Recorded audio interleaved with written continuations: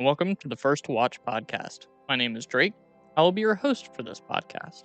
I will be joined by a rotating group of friends who come together and discuss their first watches, whether they be from the 1920s, the 2020s, or anything in between. Now, this is going to be a spoiler-heavy podcast, so if you haven't watched the movie already, you could either do one of two things.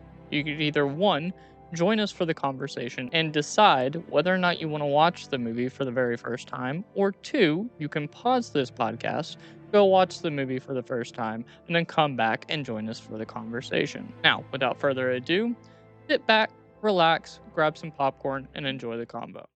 Hello, and welcome to another episode of the First Watch podcast. Today, we're doing things a little bit differently. Usually, I have someone come on. We talk about a movie that they have yet to watch. We get them to watch it for the very first time and see what they think. But this time around, I'm actually getting someone who's actually made a movie for the first time. He's going to come on and talk about his movie, How to Start a Cult in 5 Easy Steps. I'm currently with the writer and director, Wes Clark. Wes, go ahead and say some hellos to the world. Yeah, no, thanks for having me. Happy to sit down and talk about my work and, get into some other movies maybe if we have time. But yeah, thanks for having me. Yeah. I watched your movie, I think Wednesday is when I watched it. You guys have it on your own website because you're, going a different route and self-distributing, which I think is a good idea, especially nowadays when it is so difficult to get your movies out there. You've talked about this before on other podcasts that you've done, that it is very difficult to get your movie out there. Going this route and actually distributing yourself on your own website is not that common, but it looks like it's working out for you guys, mostly because you're doing things like this. We're getting in front of people and actually talking about your movie. Tell me where that decision came from. Like, how long did you guys have to look around for things before you came to that decision of actually doing it yourself?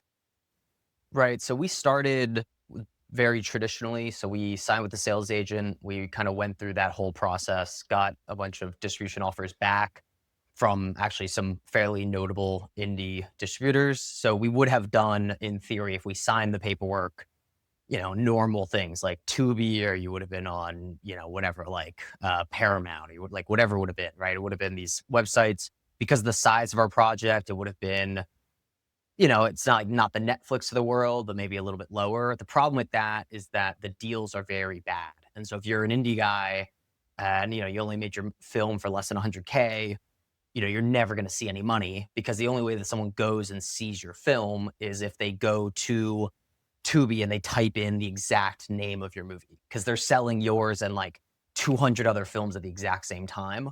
And so you just become one film out of a bunch, and they're not giving you any money up front. So that business model, which existed for a long time and kept a lot of indie productions going and continuing, of selling it for, a bulk amount of money up front. And then essentially that was all the money you're ever going to see, and that was it. But, as long as you sold plus 10%, plus 50%, 200% more, whatever it was, right? As long as you sold it for more than you made it, everyone was happy. You got to make more.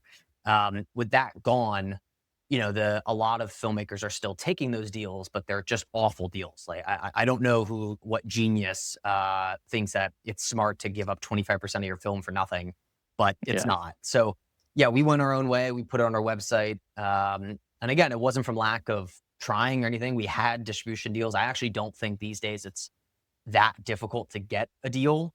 The question is, who is it with? How good is it? Are you going to make any money up front? Are you going to make any money, period? And so, it came down to me talking to the investors and saying, hey, like, we can take this and it might look better for us, right? It might look more professional. But the reality is, like, you're either going to make no money, a little money, or if we make $2 on day one of renting it ourselves through a website, that's probably $2 more than we're going to make in the next 3, 4, 5 years. So, that was a pretty easy decision, grand scheme of things. And one I would 100% do again, quite frankly. Crazy thing is that actually just means that you have to do more work for yourself, right? So, like with a distribution company, you don't have to do as much work. It's in their hands to now do the rest of it. But now that you've taken your own route, you have to not only do the production, do everything that you already did with the movie and make the movie, you now have to do even more work to get it out there. Now, granted, you said that like marketing this movie is like getting your voice out there is marketing and going and doing these podcasts and doing your own videos is like the right way to do it. How much more work is it to do it this way than it was to even make the movie? Like, is there more work involved doing it this way? There's certainly more work involved, but the question is, what is your aim? So if you're a hobbyist and you made one movie with your friends and you're not going to make another, maybe you will, but it's not something you're doing as a career path. I think doing the distribution route and it's kind of cool and it's fun and look, it's on Tubi and I can tell people to go watch. Like that's great. That's really awesome. And I love seeing, creative people do creative things. So I'm never going to shame that in any capacity. Now, I know there's actually a large swath of people who do make indie films for fun. And I think that's great. Like it's really fun to do. If you're doing it like me, where it's a career and that's something you want to ultimately do for, your finances for life, you need to be able to demonstrate that you have a grasp over the financials and that you can grow not only that individual film, but you can grow you as a brand. And so it would be silly for me to say, all right, well, let's take the easy way out. Let's just hand it over. And mind you, these companies that you give it to, they do no marketing for you. And they say they do, but they don't. What they really do is they write checks to their marketing department so they can pay their marketing department. Their marketing department puts out a press release maybe once or twice, maybe some blogs they paid $1,000 for. You probably could have emailed yourself and gotten for free. So, whatever. And at the end of the day, that only helps that one film, if at all. So if they do any marketing, which they won't, but if they do any marketing, it doesn't help you. It helps that movie that they now own. For me, for me to start a career and have a career, I have one movie now, How to Start a Cult in 5 Easy Steps at howtostartacult5easysteps.com. And, that's great. I have a second one that's already been filmed in post-production. It's with a sales agent now. So that's probably going to come out in August, maybe September, maybe October, something in that kind of range. And so now if 5,000 rentals happen on the first movie, in the first year, then they're more likely to go watch the second one. And so now that has a little bit more of a boost. And so they're following me as a career instead of just, oh, here's a one-off film, here's another one-off film. Every time I do a podcast like this, it's the same thing, right? I'm not looking for every single person who listens to this to go watch, although if you are watching, go to that website and watch it. But, if one or two or three of them do, they're more likely to stick around for another one or subscribe to my YouTube or subscribe to Instagram. And so it is more work, but I think in an industry where you don't have A to B as a very clear path, you need to kind of form it yourself. And that part of that path is, whether we like it or not these days, becoming kind of like nichely well known as like an artist, not as a movie, but as you, the filmmaker. Yeah. And that's going to become much more prevalent, I think. Yeah. It's funny you say that because I was going to like this Dogma showing that Kevin Smith was doing. He was bringing his movie around America, and I was actually going to ask him that question of like, does he think that these type of indie films that are smaller in scope, they don't actually go out to much larger distributions like Lionsgate, like at this point I guess A24, even though they were kind of more indie at that point. Yeah. Since they're not going to them, do you think that, and people are getting kind of tired of these larger scale IP mass franchise movies because it's all the same, it's cookie cutter. Do you think that, indie film is actually going to start taking over? And honestly, like it looks like it's going in that direction, which is I, nice. I think the future is you having some kind of audience yourself on YouTube or Instagram or TikTok or whatever it is, or all three of them, quite frankly, you banding with people who also have their own following and then making content at a really high level. So, I have a YouTube channel. I almost have 7K followers, which for like 6-7 months of doing it is pretty good. We'll definitely take it. But the reality is like, if I can get that to 30-40K over the next 3 years, right? 2 years, whatever it is. Now, when I go to make something, I can go to an investor and say, hey, look, like, I already have 30K, the cinematographer already has 50K. One of the actors has 200K. We're not going to put it to distributors that we like don't know if they're going to sign us or not. No, we're going to completely skip them out. And instead, we're just going to release straight to our people on like a Patreon or a website or like whatever it may be. And so I think you get to a realm with that is what you do. And there are groups that are already doing this in various capacities, but up until now, for the most part, they've been kind of picked up by the studios, right? Yeah. So they were making YouTube stuff that wasn't high level. It wasn't real cinema. It's more like skit stuff that's maybe 5 minutes, 10 minutes at most.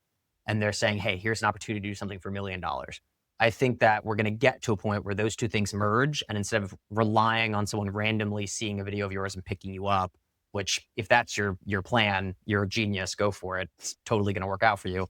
But that virality is not something that I try to shoot for. So for me, Yeah. I think building that community, having groups who also have a level of like niche fame that people want to see stuff from, and then making high end stuff for 100, 200, $500,000, where that's a manageable price tag based on the follower count, right? You can't spend a $10 million budget on that, but you can do a couple hundred grand. And the other thing about this too is like it's a stepping stone ultimately. If you can prove that math out, either it's, hey, we can just make 5 of these things a year, right? And just constantly in production of movies. And then you start having like a library where people pay monthly to see your new stuff. Or it's just, hey, we did this like 2, 3 times at a low rate, whatever, but they look great. And then finally, you can go out and raise something big and get it in theaters and have those partnerships. Either way, I think is definitely 100% the future. I mean, that is like exactly what it is. Yeah, we've already seen a little bit of inverse from studio to, like, YouTube and stuff through the way of, like, the comedy scene.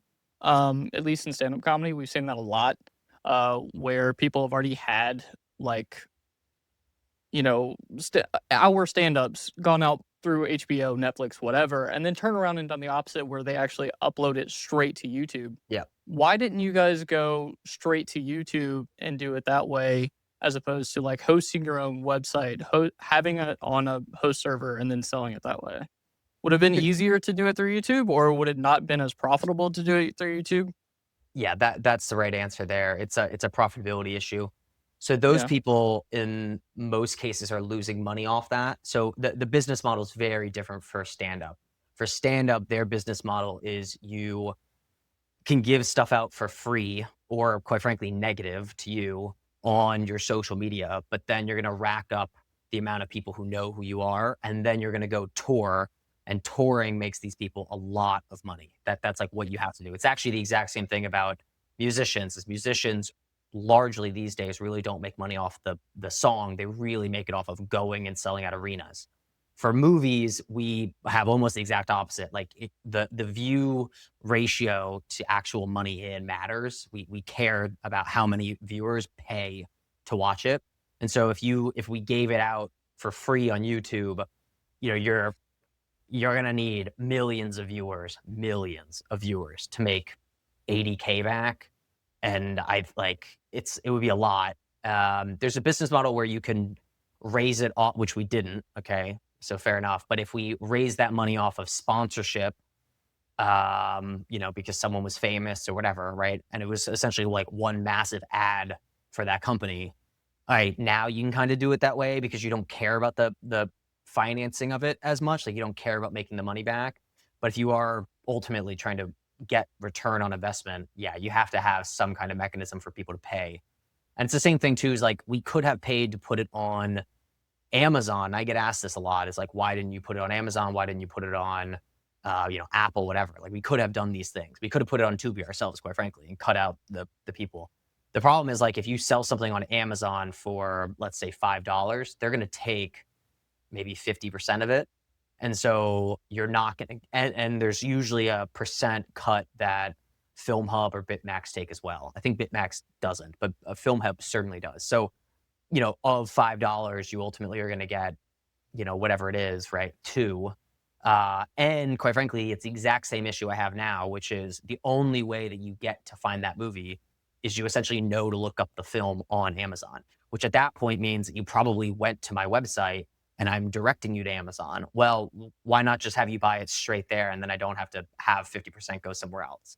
So Yeah. it really is just a business plan. And I know a lot of people love Bitmax. I know they love Film Hub, and that's fine. That's great. I think if you're doing it in a financial deck that you're sending to investors and you're saying, hey, we're not going to maybe get signed by some sales agent and maybe get signed by some distributor. We're just gonna pay the 3 grand and we're gonna be on the website and that's it. Like, yes, I get it. It reads well. It reads better than like the mystery of getting signed.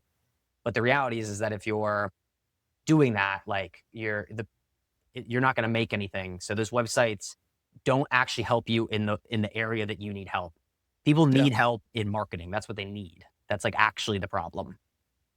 A major problem with Amazon as well is that if someone were to go and purchase your film, they don't actually own it.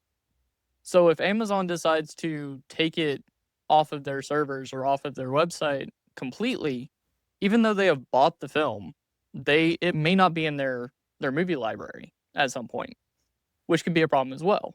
Yeah, absolutely. And the other thing too, I love the website idea, and it's something that I'm bringing into future projects now, is because you get an ability to do cool things with it. So like we sold sponsorship placements on the website. We got partners that we put on the website. When we launched, we had merch that we've been able to sell, DVDs that we've been able to sell. And so you're able to have kind of this like holistic view of what a movie is and what it used to be, right? It wasn't, hey, I watched this one thing on Netflix and I didn't care anything about it. It's like, no, this is like a tangible thing. I can highlight my cast and crew and show, these are the people who made this film, right? These are the people who, who are giving you that entertainment, who worked hard for this. And so, you ultimately get something that's a lot more tangible and a lot more physical. And to your point, like, if you buy it on us, if you buy a DVD, you physically have like a download copy. If you buy a shirt, you physically have a shirt. Like there's things that we can have that are very physical and real. First, just something came up on my algorithm and it went away. Yeah, big Yeah. difference. Yeah. I do like the conversation that is happening with the actual material itself because it is becoming more and more prevalent today. We've seen it even more so in the past month of, you know, the movie itself is about a man who is kind of down on his luck when it comes to being done with school. He's trying to figure out his way in the world. He doesn't know necessarily what he's going to do. So he's trying to find quick, easy ways to get a job and make money. He goes to a church, talks to the priest for a couple minutes, has this idea of like, hey, you know what? I've got it. I'm going to start a cult, and starts to work his way into starting his own cult, which we see a lot, at least in the digital age, of like you've been saying before in other podcasts, like the morons of Andrew Tate and Myron Gaines of Fresh and Fit. Like we Yep. see a lot of these guys who do this shit and prey on people that are a lot like some of the characters in the movie, who then make all this money and have all this notoriety. I really like that you did that. What actually caused you to have that idea and tackle that subject matter? It's a great question. So, for me, a lot of what filmmaking means is having something to say. I think you're not ready to make a film unless you have kind of strong opinions on life. And it doesn't really matter what those opinions are, quite frankly, as long as you just have them and there's something that you stand behind.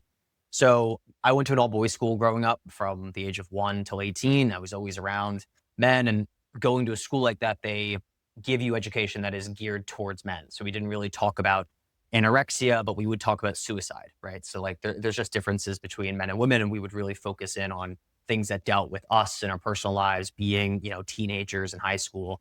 What do we need to worry about? Drunk driving, right? That was always a very big discussion. Abuse of drugs. So I think growing up in that environment, you very quickly understood that type of guy and how easy it was to slip into it. People who felt that they were outcasts, that they didn't have a place necessarily in their school community or just community in general, and how easy it was for those people to kind of slip in to something that was just inviting in any capacity, right? Anyone was even slightly kind to them, it was just immediately full send. Those are my people. That's my tribe. I'll fight to the end to defend them. And nowadays, I'm 24. I wrote it when I was 22. You go online and you see videos from Andrew Tate. You look at Nick Fuentes. You look at and it's not even like a left or right issue. I mean, quite frankly, on the other side, you get these like yoga gurus or these like how I'm gonna make you an alpha, but they're kind of pretending to be like Navy SEALs, but like they're wearing camo, but they've never been a SEAL. They don't actually know what that life is like. They probably grew up in San Diego, like, okay. And so you really do get all of these different groups that suggest that they can take you from, living in a basement at home, having no job to, hey, we're going to make you 10K a month. You won't even have to leave your house. You won't, whatever. Like, you're going to get girls, you're going to drive a Lambo. The problem is all the videos that they're making, the Lambos rented and the girls they paid. So it's like, yeah, this is all ridiculous. Like, it is absolutely madness. So that's really what we wanted to get at in the film. And I think the film is definitely geared towards an audience that is more heavily men. I think that men appreciate the movie more because I think it's something that speaks. It's a dark comedy, right? So it's absurd. We kind of Mhm. go to an extreme, but I do think it speaks a lot more to them because I think they can resonate with it just much better as something that comes up on their feed. I think I think every young man has one of those people in their feed pretty much at all times, no matter what you're watching, pretty much.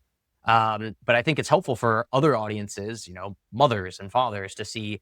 Oh, okay. So, like, this is the alternative. Like, you push your kid away because they don't have friends, they didn't make the baseball team, whatever, and, like, they could end up here, and, like, how easy it is. And I know it makes it seem like in the movie that's, like, super easy. It just, like, happens, Yeah. right? Like, he has setbacks, it doesn't quite work at first, whatever, but it is kind of that easy. Like, it just is be charismatic, smile, presumably have a lot of money that you can show off, even though he doesn't, obviously, right? And people will come. And then it kind of is that easy, which Yeah. is terrifying.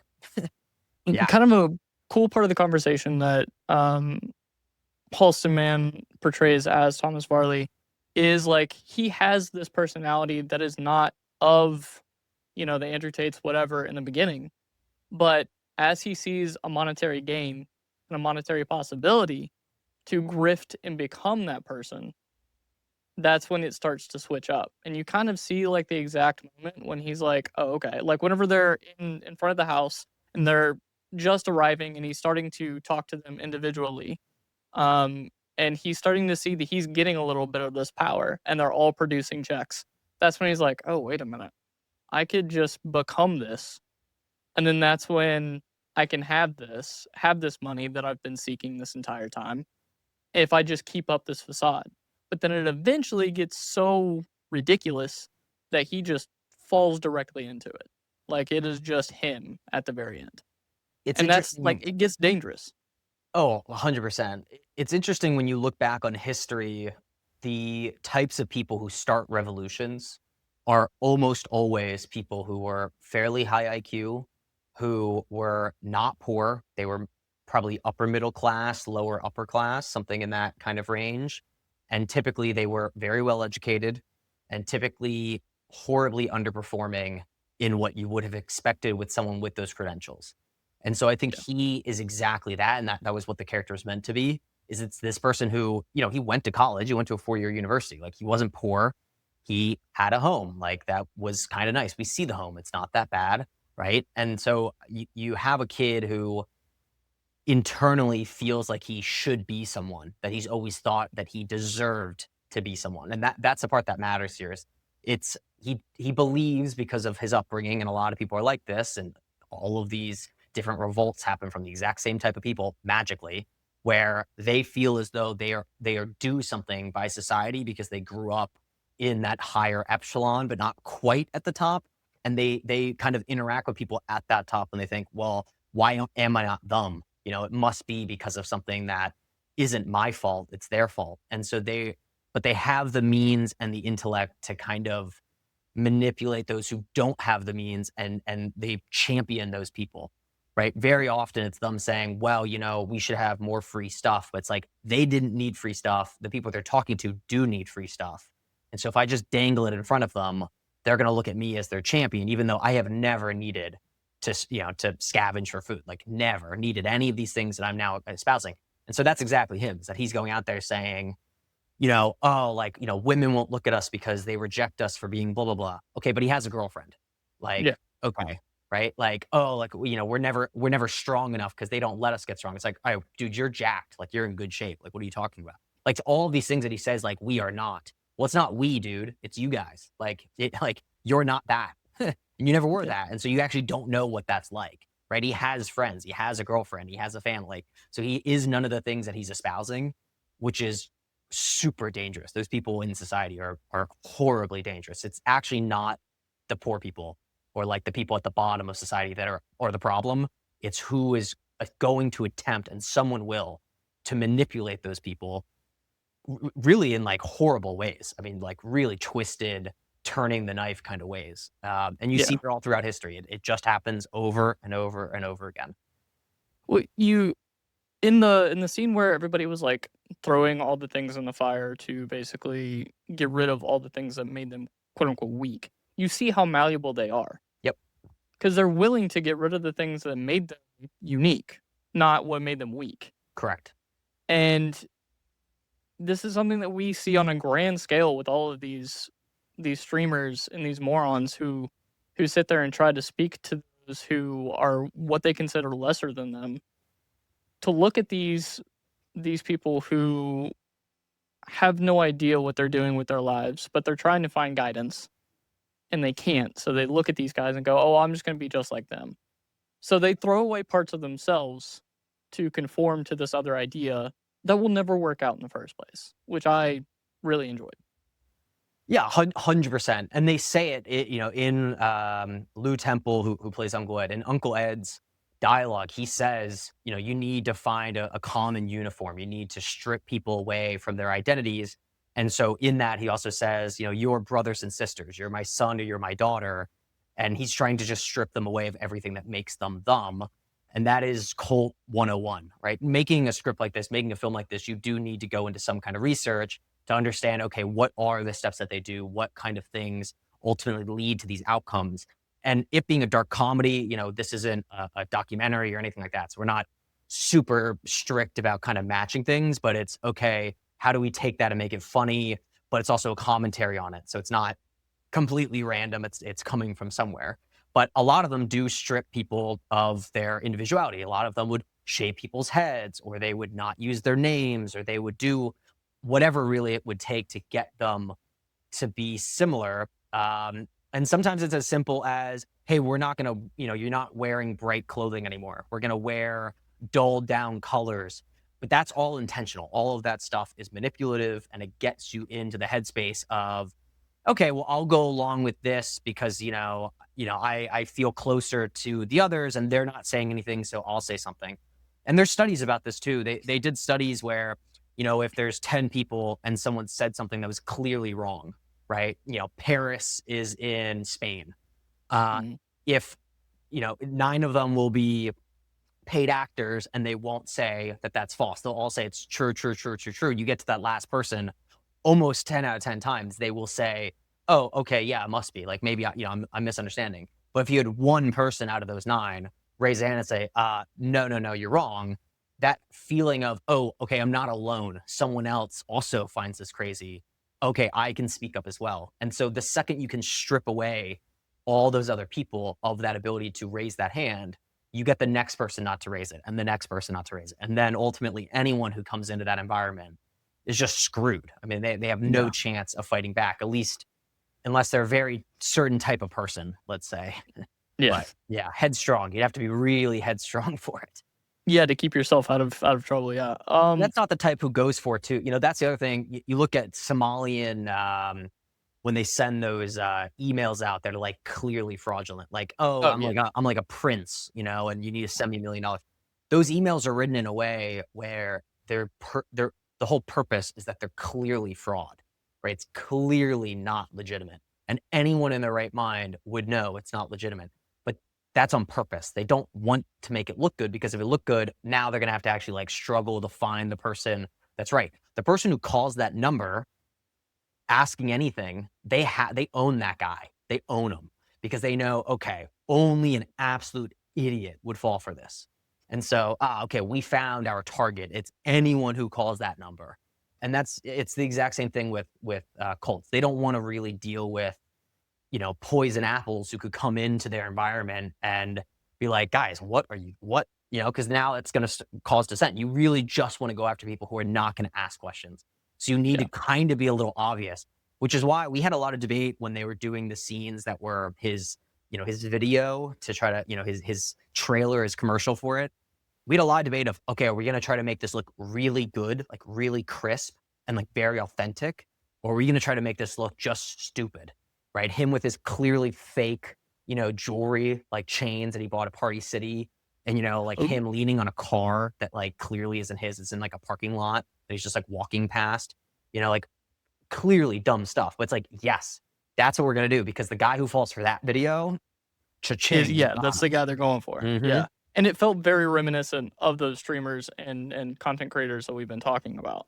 Um, were there any like cults you actually looked at whenever looking at this? Did you look at Jonestown? Did you have Jim Jones in mind whenever you were looking at this? I'm not sure if we had any one in mind. We read a whole bunch, and I'm also very big fan of history and religion as well. So I looked into a lot of religious texts, also to kind of get in that same realm. I wouldn't say that there's any one cult or group. It was more trying to look at it holistically of, okay, what are these stories? What are common tactics used across, and doing analysis of, okay, all right, these four were some of the most successful and they all did blank. Okay, we need to play with that. How can we make that kind of funny, but also be a key point of Thomas's plan, master plan?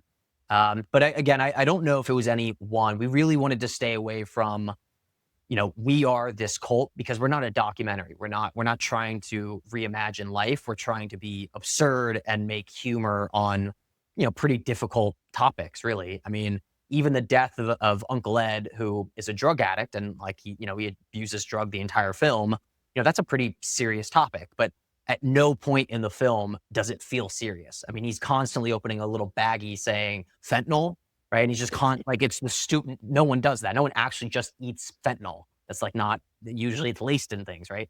And even in medicine, it's used to cut up into other things. It's never actually the thing you're having. But we did that on purpose. Like we want it to be silly, but also getting at something serious. And so you can laugh. You find yourself laughing at something that in your right mind, you really wouldn't if someone was telling you this to your face.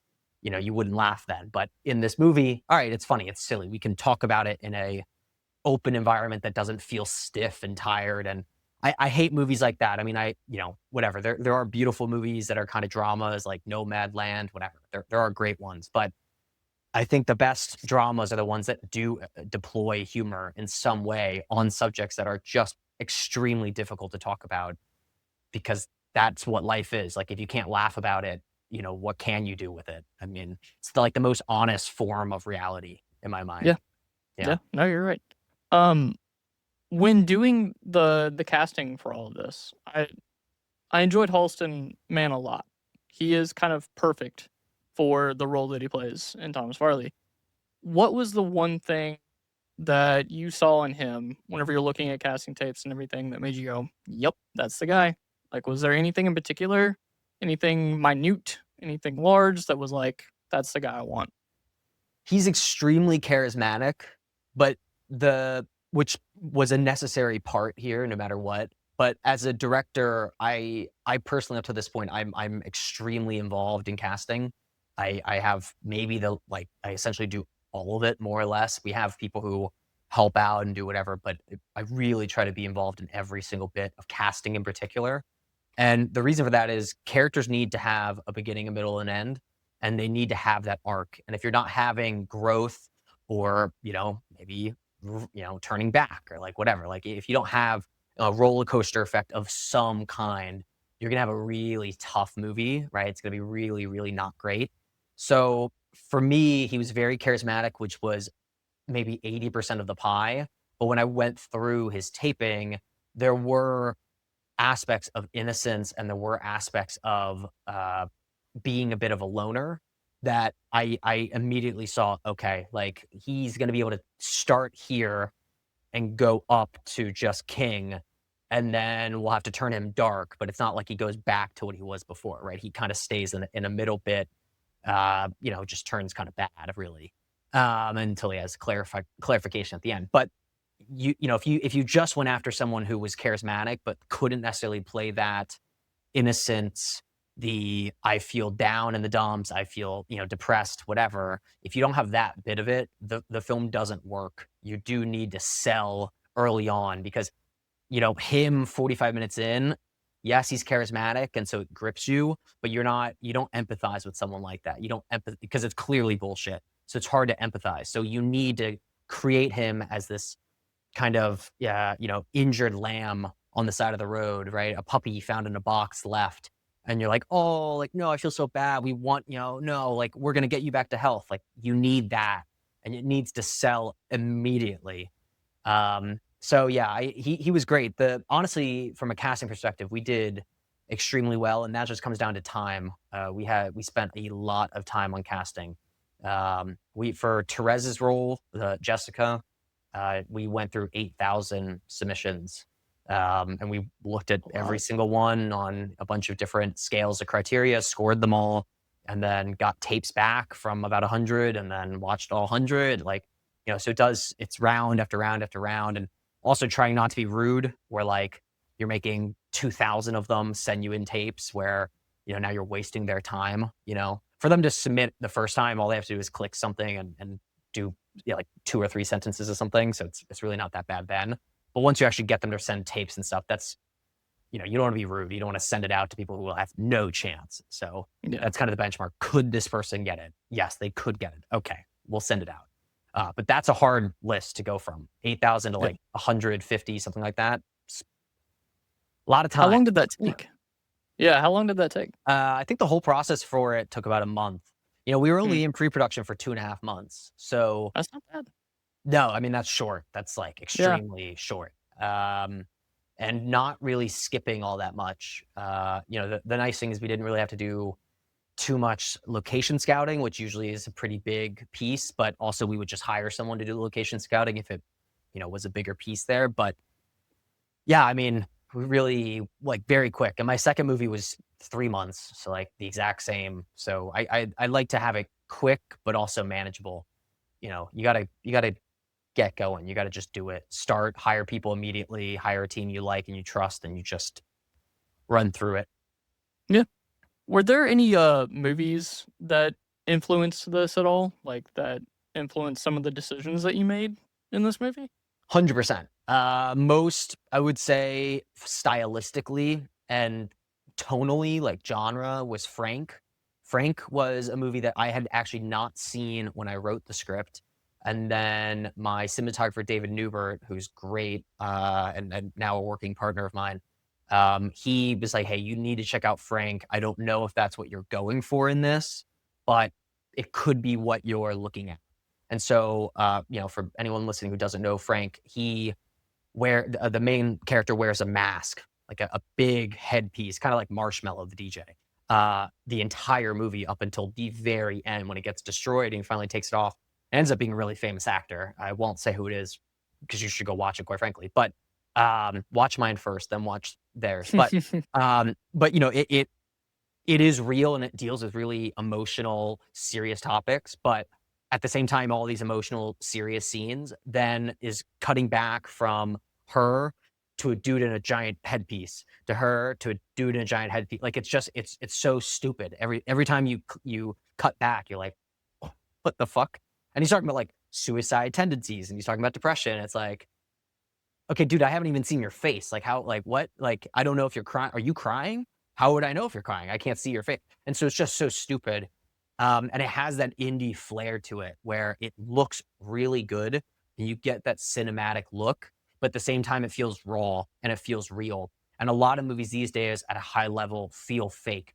I was watching Frankenstein and I love Del Toro, but I was watching Frankenstein, and the very first image is that sailor on, Antarctica, and snow and wind and the boat, and the first shot of it is just so perfect that it's fake. It is as fake as shit. It is so Yeah. plastic.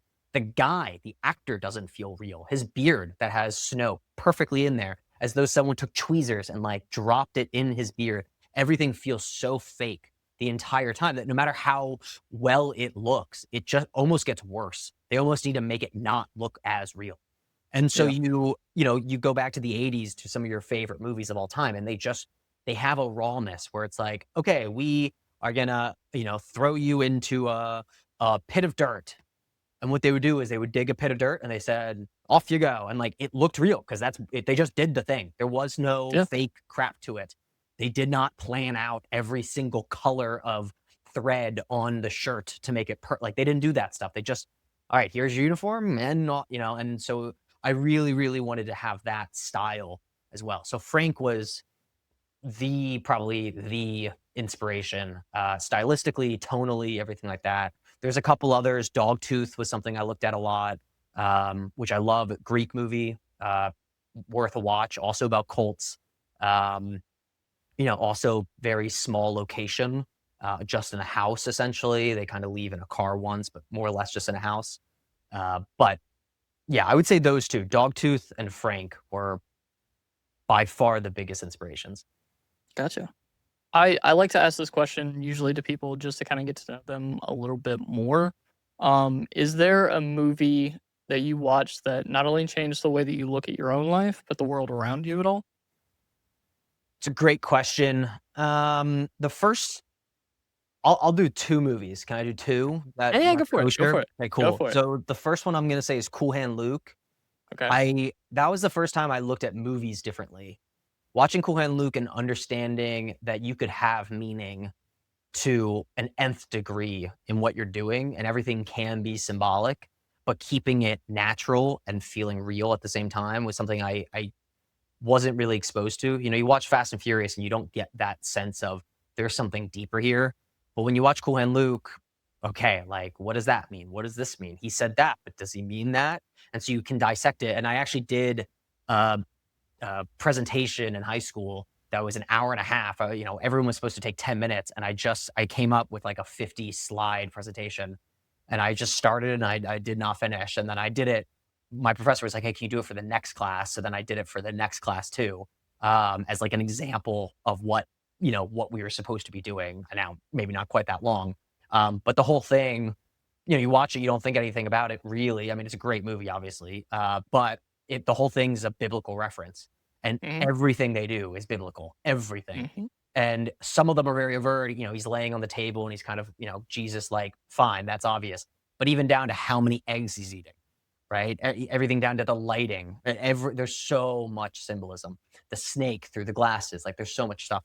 So that's one. And then the other one that I feel like changed me like personally and not kind of in film or in my taste for film would be Good Will Hunting. I Ooh, love Good Will Hunting. I've yeah. seen it, I don't know, 30, 40 times at this point, like legitimately Same. 30, 40 times. Um, and I think that having a character be so conflicting and so deeply internally struggling between so many modes of life is something that really has resonated with me. And me being 24, there's even that second layer of, okay, well, who made the film and what did they have to go through to make it? And look at where they are now, Matt Damon, right? Like where did he get to with it?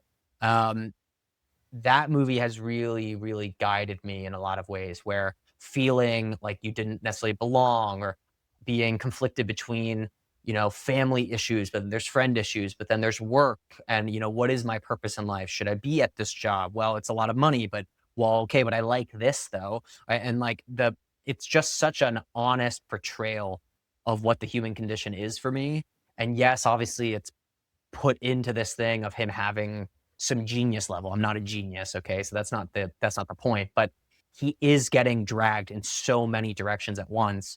And the reality is that every single person on earth is, right? I mean, I something that my dad used to say, which I loved, was the worst thing that's ever happened to you is the worst thing that ever happened to you. Meaning like, it's like my dad died. That's the worst thing that ever happened to me. So like that's my benchmark of like bad shit. But if you're a Yeah. soldier and you went through an IED in a Humvee and you lost your legs, well, you know what? That's the worst thing you've ever done. But if you're a 13-year-old girl and the worst thing that ever happened because you had a great family and you grew up wealthy and like you're well liked in school was like you broke your arm, or like your boyfriend who was also 13 and like you dated for a week broke up with you, like that's the worst thing. So for you, that feels like death because you haven't experienced the actual worst thing that will happen. And I think that is so encompassed in that film because he just shit keeps happening. and it keeps bad things have always happened to him, and so he just learns to overcome it and become just himself, his own man. So I could talk about those 2 movies literally until I die. I mean, it really, very impactful on me, both of them. Yeah. I love Good Will Hunting. It's actually in Good, my Letterboxd top 4. good. It's one of my favorites, and going to go see, Dead Man's Wire, another Gus Van Sant movie, Mm, was awesome. You can kinda see, like, his evolution in his filmmaking from Good Will Hunting to Dead Man's Wire, which is really dope. I don't know if you've seen it yet, but it's really good. yeah, yeah. Um, yeah, uh, usually when I have this conversation with people, as far as, like, what makes them, like, appreciate the world around them. Like, movies like Good Will Hunting and stuff like that, you never really know what you're gonna get, and you never really know why. I resonate a lot to the conversation that you were having about your dad and everything. I just lost mine recently, so, like, I get that, and All That Jazz was one of those things that I watched, like, right after I lost my dad, and Yep. it was, like, one of those movies that had that, conversation of death and everything. And it's really cool that we can have large conversations with movies, which is what you're attempting to do with your movies and do well. Um, and I can't wait for the second one that you're working on, Psychic Files, right? If I'm not Mhm. mistaken. Yep. Yeah. Are you guys gonna do the same model with that, or are you guys gonna do something a little bit different? We'll see. I don't know. So the financing is very different for the 2 of them. The first one came from private investors who I went to and kind of signed contracts with. The second one was through a VC, and so they have contractually in the contract, they have the right to do anything that's business related. They don't have the creative rights, but they have that. So, if they want to go to Tubi and, Tubi offers the same crappy deal that, whatever I got offered for the first film, it's up to them. That's kind of the outcome. If they don't, and they're like, "Hey, like we don't want to take these deals; they're bad deals," then I'm a pretty big proponent. I think the reality is that 95% of indie films lose money ultimately, and for in large part that 5% are just directors who ended up having real careers. Right, very few directors who ended up having real careers that were lasting, and they made big $100 million movies. Rarely did their first films fail if you gave it enough time, right? They probably like Dogtooth, right? That guy now does Begonia and Kinds of Yes. Kindness and like Poor Things, right? So I bet when Dogtooth came out, it lost a bunch of money. I guarantee you the first 2 years, it did not make its money back. There's statistically no way. But, uh, you make Poor Things with Emma Stone and magically, what's his first film? And that's what I did. I went back and I looked at Dogtooth and I went, holy crap, that was good. But I only think it's good. Like, if you just stumbled upon that, you don't know anything about it, it doesn't star anyone famous. It's in Greek. It's whatever. Like, you're not thinking, it's in one house with like 4 characters and it's a great film, but you're not thinking it's godly. You wouldn't have assumed that guy necessarily would end up being who he is. So I think the reality is like if you can keep the ownership of your films and investors who get in early, they only have to give you $80,000, $100,000 to make a film when, in 5, 10 years, the price tag's going to be 10 million, 20 million, $100 million to make a film for you. Um, they're getting in much lower, right? Where you only need 20,000 people to rent it to now make your money back. And then anything, if it makes $1 million, you made a lot of money off that investment versus one that's for $10 million later down the line where they can't afford to invest in that one. And that one needs to make $100 million to make their money back, right? Like now you need to really step it up. So the economy is just different. I bet that they go with the normal route, unfortunately. But, I don't know. It's not the worst thing in the world. I'm not gonna, say it's like terrible. Oh my God. But it's a great film. The Psychic Files. It's suspense found footage, but it's really great. We wanted to make it feel like a video game a little bit. So Okay. not with like the uncanny valley, like nothing's like weird like that. But we did want it to feel like they go to a psychic mansion, and we wanted to make it feel like the rooms were switching and moving, and you know, walls are not real walls, and doors aren't real doors, and like what's going on. It's just like the world is constantly changing around her. I think we did that really well. But in my view, it's a suspense movie, not. It is a horror film. Like if you get scared easily, it's definitely horror. It's definitely in that realm, but it's not blood, guts, whatever. That's not the type of film I do, as you've seen. How to Start a Cult is Yeah. not that. I do more suspense and like I want every scene to grab you. There are Yeah. like no boring scenes. I think boring movies, and usually the scripts, both of these scripts were 100 pages long, and the movie gets cut down to 85. So Yeah. I am super, super good at just cutting crap. I Yeah. do not want anything to linger. The second I feel like I'm lingering, like, gone. We don't hold it. If it's an emotional moment, whatever, but for the most part, we just get to the next scene, get to the next scene, get to the next scene. Cut I the really fat, wanted basically. to do that, yeah. Yeah. What lessons did you take from How to Start a Cult in 5 Easy Steps into Psychic Trials? I mean, I learned dude, there is no education like going and making a movie. Everything I learned was that first film, and I made shorts in college, and one of them is at Prevo, a streaming service for shorts, and so like, it didn't do horribly. It was a pretty good short, but the reality is you can not learn budgeting, and you cannot learn, whatever it is, like true casting, stuff like this. You know, how do you keep a schedule going? How does hiring work? Do you need to fire anyone? I had to fire people, right? In my first film and my second film, I had to fire people. So I just think that the only lesson of like how do you become a filmmaker is just do it. So I know that's kind of a cop out answer, but the reality is literally everything. Even down to the point where like I had a producer on the first one who allegedly stole money, allegedly, that we caught, and he gave it back. That part's not allegedly. He did give money back to me, that he took, allegedly. But even that is a lesson, to the point where on the second film I didn't have a producer. Uh, so, you live and you learn. And I did not go to film school. I know a lot of people do. I did not. I don't know if you learn these things in film school. I have friendly people in the industry who, I know, kind of acquaintances, who have, and they're like, yeah, what a fucking waste of money. Um, so I'm not even sure that's really enough. I think you really need to just go and do it. Yeah. I think there's no substitute. Did you approach this a little bit differently on the second time around as opposed to the first? Mm, I don't know. A little bit. I would say that the first was me, I knew I was gonna come out of college and do it, like, whatever it was. The thing is in film is that you hire yourself and you fire yourself very quickly, right? So you hire yourself when you can make money to go make a film, and then the second that film is done and out, you fired yourself, you're done. And so my view coming out of college was very naive, where it was, "Okay, we're gonna raise this money, I'm gonna start a career." And it is true, like, I did start my career. I had a film that now I could market and sell, and I was able to raise money for a second, and, like, so, like, that is true. It's not that I didn't do that, but now I realize quickly, like, okay, we need to build up me and my career from project to project and not just one project.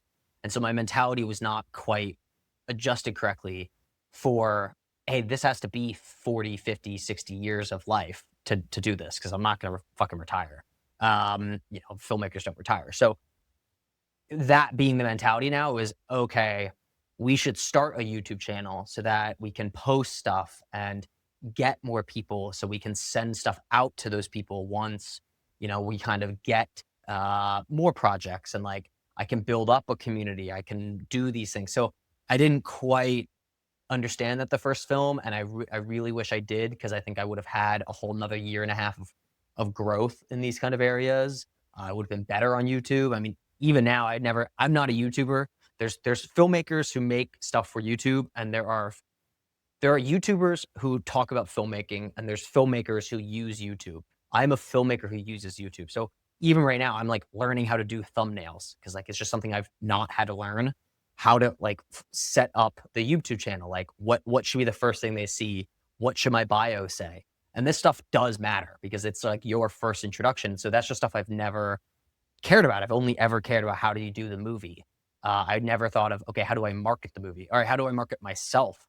How do I, get from this to this to this? And to that point, something I'm working on now that we're probably going to film in April is a game show that's like for YouTube, and we're getting sponsors for it. And like we have the cast and like pretty notable people who are going to be the host and the the competitors. And so stuff like that and looking at it more holistically as hey, this is a career. We have to have like multiple projects across multiple pieces of the industry doing multiple roles. Like that is something that I'm approaching very differently. And it didn't necessarily start with that second film, but that was when I really started realizing, like, okay, we need to branch out. And so I write scripts. We have a script we just signed a director for that's like a $10 to $20 million valued script that we're already talking with some financiers for. So that's great. I have some scripts that I wrote that are like $1 million, $2 million in price. I'm a producer on some low budget films. I have the game show. I have a TV series that I'm show running. So like, you really do need to dip into all these areas. And that's really just not something I was just very naive when I started. And, whatever, you're young and you just don't know the landscape yet. But I am there now. We're learning. Yeah, that's the only way to do it, is to jump into the fire and hope that you don't get too burned. It is definitely a fire. Honestly. Yeah. I usually ask one question at the end of each podcast, and since we're kind of approaching the time that you need to get out of here, what is one movie that you think that not very many people have seen that you wish others would give a shot for the first time?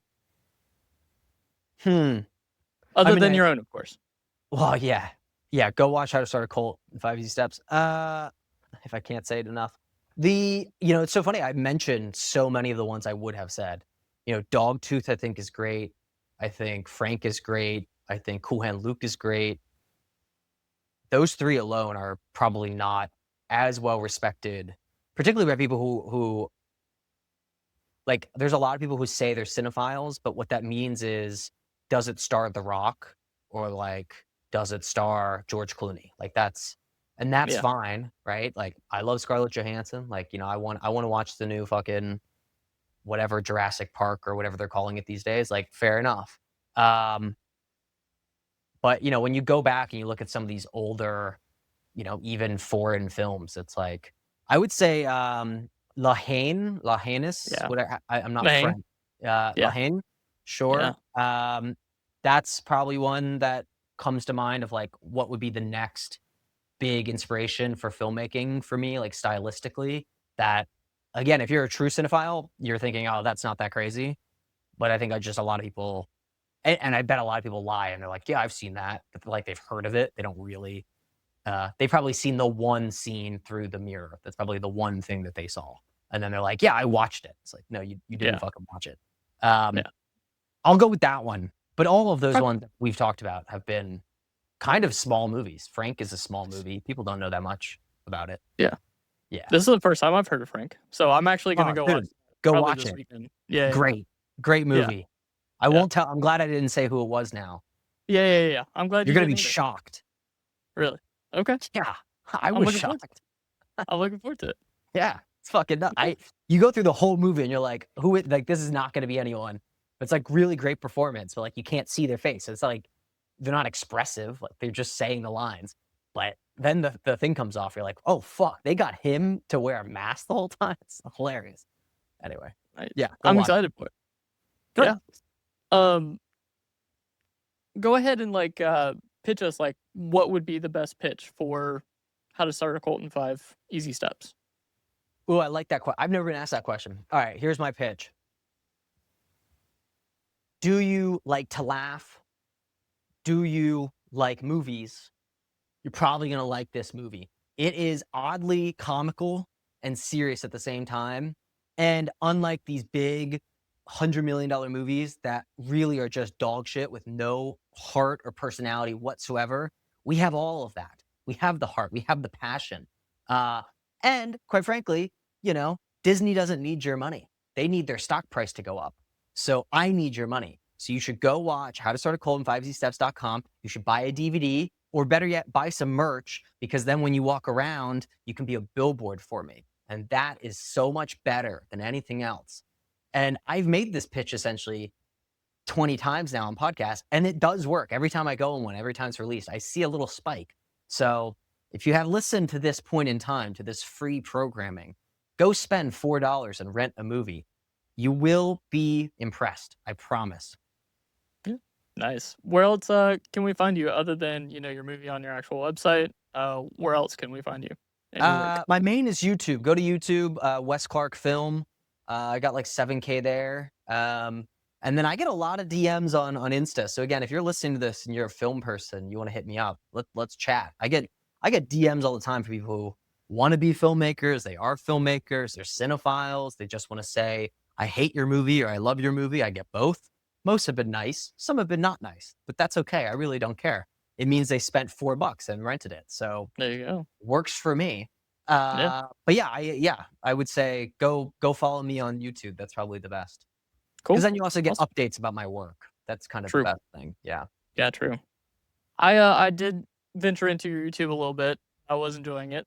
So I do suggest that people actually go and do subscribe to your YouTube because it's kind of cool to see you talk about, the ins and outs of what you've done so far, which Yeah, I got a is cool video awesome. posting tomorrow.